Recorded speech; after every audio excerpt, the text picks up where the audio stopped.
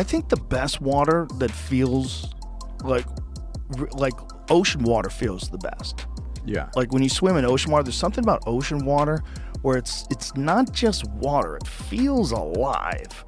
It feels like you're dipping into an ecosystem. You're not in a petri dish. Like a swimming pool feels like a petri dish. You ever snort it?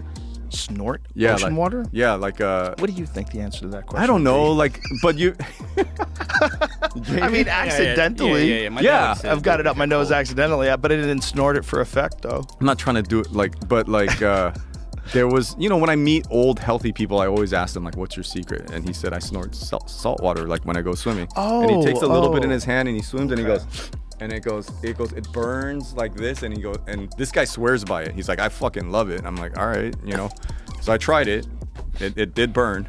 Well, isn't that a lot like a neti pot? Like, yeah, people do that to clean their nose out, right? Yeah. I read about someone who had this might be propaganda. This might be against the neti pot industry, but there was someone was using a neti pot and they got a brain, some sort of a parasite.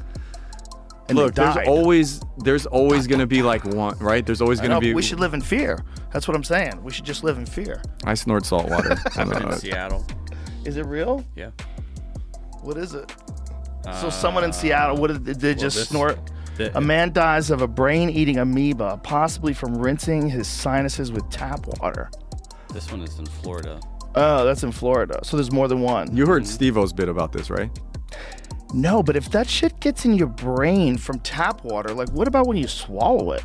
All right, you have to boil it? You saw the Hadza drinking the brown water, right? Yes. It's not, that water has like cow poop in it and like it's disgusting, right? When I met Steve-O, he's like, when his family traveled a lot when he was younger, and he said when he goes to other countries, they always tell you don't drink the water in Mexico, don't drink the and he'd always do it, and so he'd get like crazy diarrhea, get sick. But now he says he has the most insane like gut biome, and and he never gets sick now, which like he seems like he should be dead and he isn't. And so the Hadza have a very similar thing with them. They have an insane micro gut biome, like the most diverse ever. So if I drank that shit, that brown water, I'd be dead. You'd be fucked. Yeah, I'd be fucked. Do you know what Joel Salatin is? Mm-mm.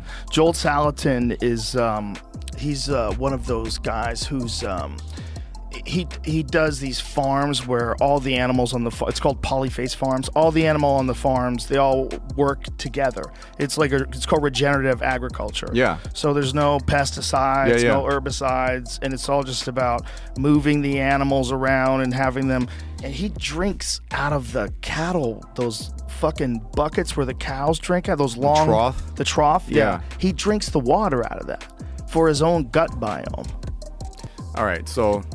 Okay, you're the perfect guy to, I'm you've offered to give me on it shit, but I just buy all of that stuff anyways. Like, in the same way with the oxygenated pool, there's you live a life very similar to mine where sometimes we meet people and they go, hey man, if I had your money, this is what I would do, right? They tell you what they would do, right?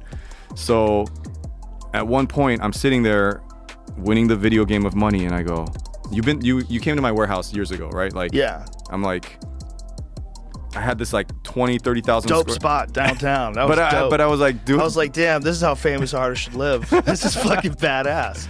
It was badass. I was like, yeah, that's because if I went over your house and it was like IKEA furniture or some shit, it would be so boring. But you lived exactly how I would hope that you lived. Yeah, and I loved it. I bought every car that I want. I just got everything I wanted, and I said, there's something that, so as a rich guy, I should have the best everything. So because I want to live, the longest. So I had state-of-the-art gym, and I think this is 15 years ago or more. Like, you're the first person to ever tell me about float tank.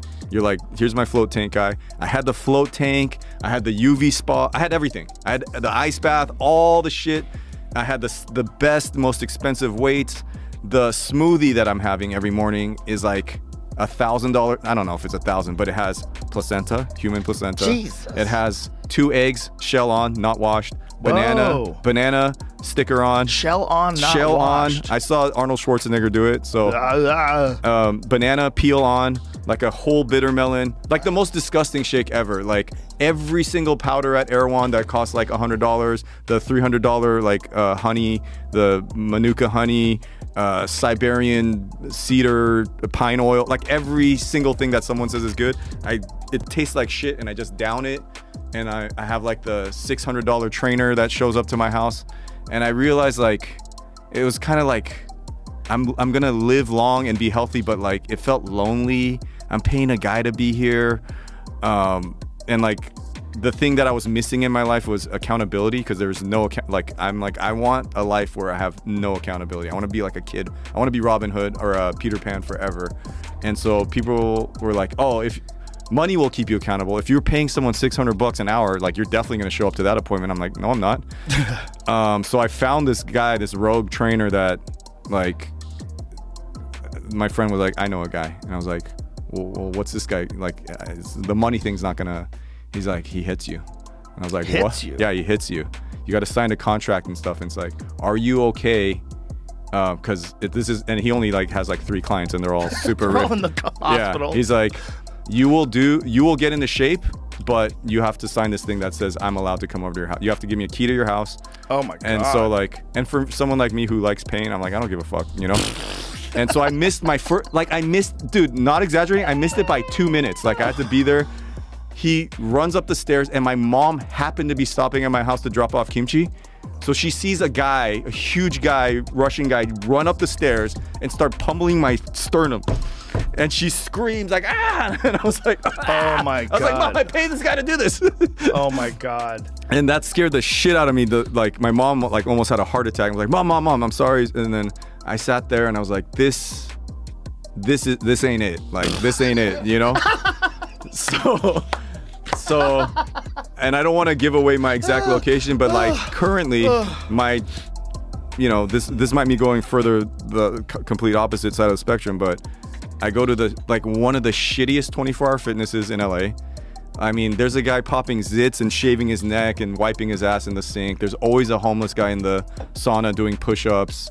Like, it feels like a lot of homeless guys have the pass to this one, and they just go there to like shower. There's always someone about to like looking like they're about to give a hand job in the showers or like in the sauna. And once in a while I get recognized or whatever, but I go there with my friends. It's communal, like I don't know. And I'm like, I don't know if this is it either.